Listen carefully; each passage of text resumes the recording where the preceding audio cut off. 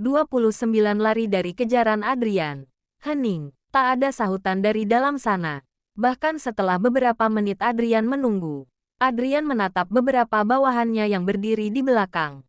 Maaf, tuan-tuan, ada apa ini? Seorang wanita parubaya tiba-tiba hadir di sana. Adrian menoleh ke arah sumber suara. Nyonya, apa benar ini adalah rumah Nona Erina Malvina? Tanya salah satu bawahan Adrian. Benar, saya adalah pemilik rumah ini dan Erina menyewa dari saya, jawabnya.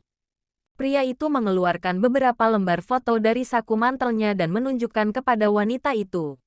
Apa ini orangnya, Nyonya? Coba sini kulihat dulu. Ia terlihat mengamati foto. Sepertinya penglihatannya sedikit buram, apalagi pencahayaan yang temaram dalam rumah. Oh, iya benar. Ini memang Erina. Sepasang mata Adrian terpejam mendengar penuturan wanita itu. Ia pasti sudah berurai air mata jika tidak berusaha menahannya. Apa Nona Erina tinggal di sini seorang diri? Tanyanya lagi.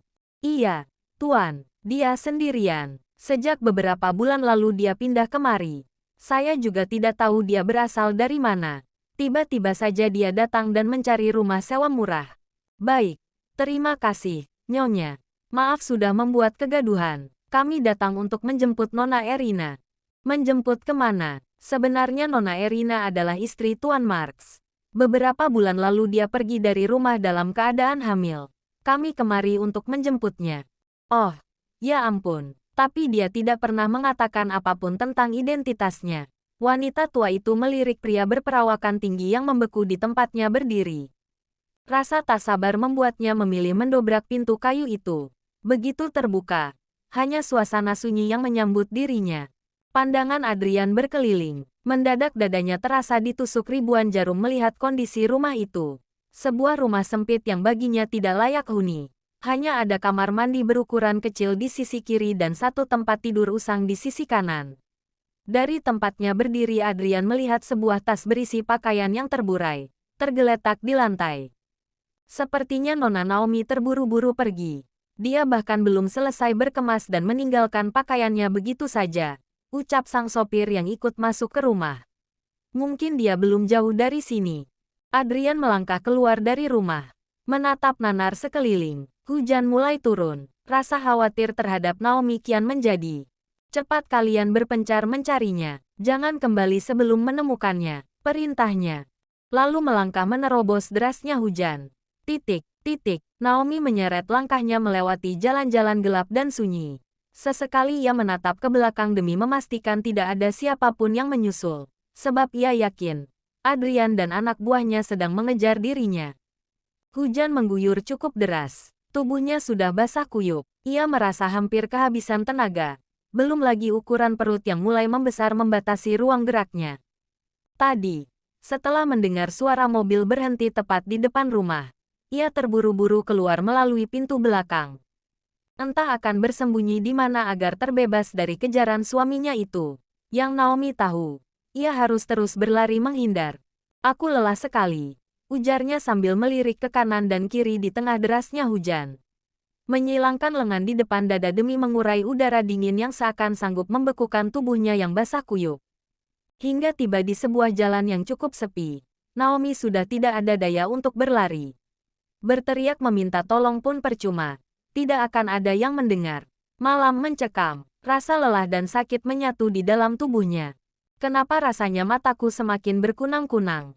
Naomi terus melangkah dengan tenaga yang tersisa, hingga sekeliling terasa berputar dalam pandangannya. Ia akan ambruk, namun sepasang tangan kokoh menariknya, mendekap tubuhnya erat. Lepaskan aku, tolong lepas. Setengah sadar, Naomi mencoba melepas tangan yang sedang melingkari tubuhnya. Ia mendongakkan kepala, untuk menatap pemilik tubuh itu. Namun semua memburam dalam pandangannya. Perlahan ia merebahkan kepalanya di dada bidang itu. Saat tenaganya yang tersisa tak lagi kuat untuk menopang tubuhnya. Ia dapat merasakan eratnya sepasang tangan yang membekuk tubuhnya. Dan, detik itu juga segalanya gelap. Naomi tidak sadarkan diri lagi. Naomi bergeming dalam kesadarannya belum utuh sepenuhnya. Ia tak tahu sedang berada di dunia mana sekarang. Tubuhnya hanyut dalam rasa hangat yang tak terbantahkan.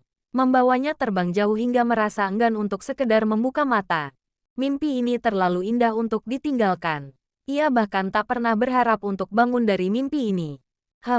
Nyaman sekali. Apa aku sudah sampai di surga? Bibirnya bergumam kecil tanpa sadar. Matanya masih terpejam rapat. Hanya jemarinya yang meraba, menggeliatkan tubuh demi mencari kehangatan yang sempat terpisah darinya beberapa detik lalu. Sepasang tangan kokoh segera menyambut, melingkari tubuhnya erat dan kuat, yang menciptakan rasa damai tak terkira. Perasaan yang membuatnya melambung jauh. Detik berikutnya Naomi merasakan kelembutan jemari hangat yang menyusup di antara helai rambutnya. Membelainya berulang-ulang. Konon katanya, orang baik akan mendapatkan pangeran surga. Dan Naomi percaya itu. Ia yakin yang sekarang membelainya adalah sayap dari pangeran surganya. Ya, dia akan datang di waktu yang tepat dan keadaan yang tepat. Membawanya terbang ke dunia baru dan memberinya kehidupan baru yang menakjubkan. Mengisi hari-harinya dengan rasa bahagia. Hingga ia akan melupakan rasa sakit dari luka yang pernah diberikan kehidupan kepadanya. Aku merasa hangat dan damai.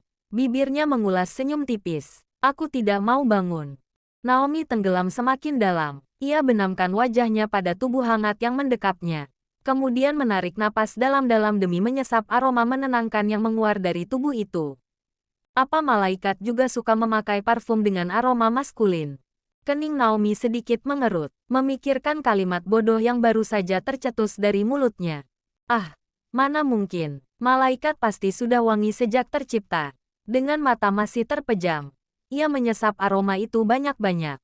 Lagi, dan lagi. Naomi seakan tak pernah puas.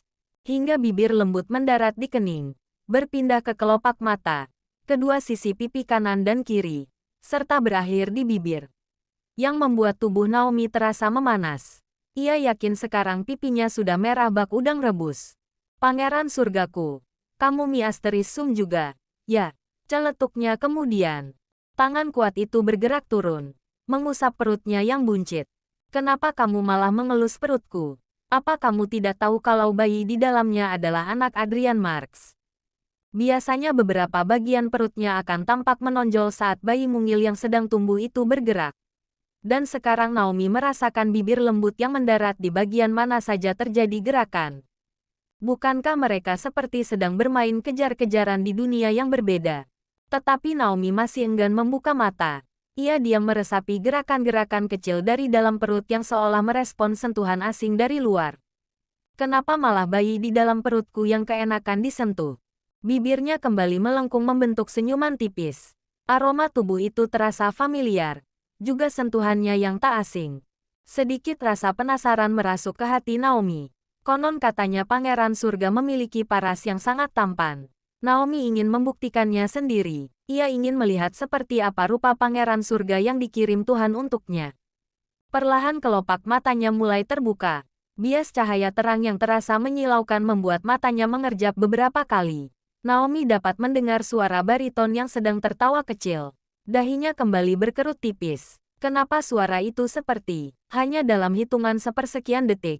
Segalanya tampak jelas dalam pandangan Naomi. Tiba-tiba ia terpaku saat tatapannya saling bertaut dengan sepasang mata Hazel yang menatapnya lembut.